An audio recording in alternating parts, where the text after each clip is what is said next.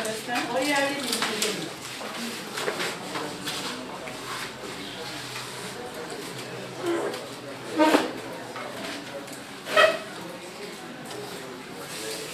The case before this court is for the review of your charges.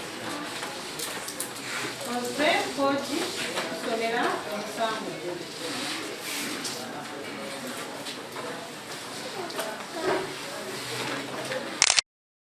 Ntege.Shafik olina emyaka 26 oli Muganda era olongoosa oluggya Gwakusaawa oluggya obeera Kyondo mu Matugga Gombe Division Gwakusaawa District. Ovunaanibwa omusango gw'okubba omuntu n'ekigendererwa eky'okujja ku bannannyini muntu oyo ensimbi.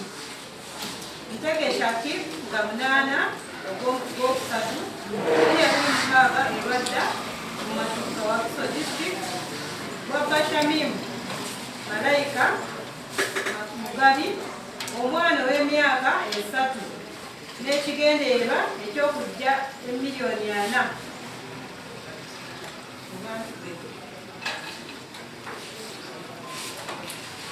Have you understood the charge? Otegedde omusango.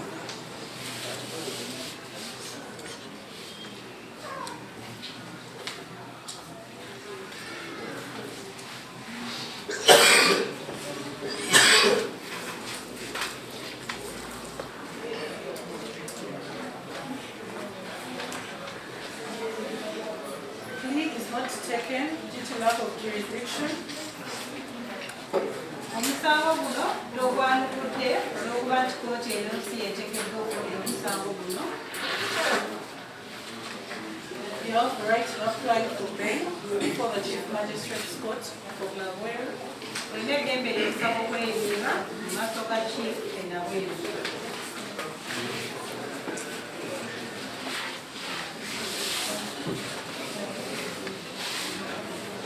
This case is adjourned to the 9th of April. Omusango gujja kuddamu okuwulirwa nga 9 Ogwokuna. Ntege. Badde mbakusomere omusango gwo mu maaso ga Chief.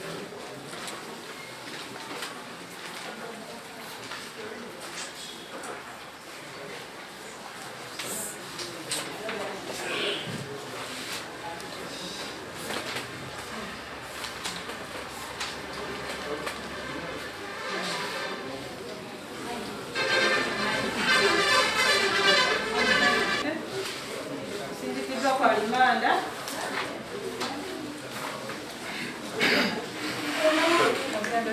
etegedde.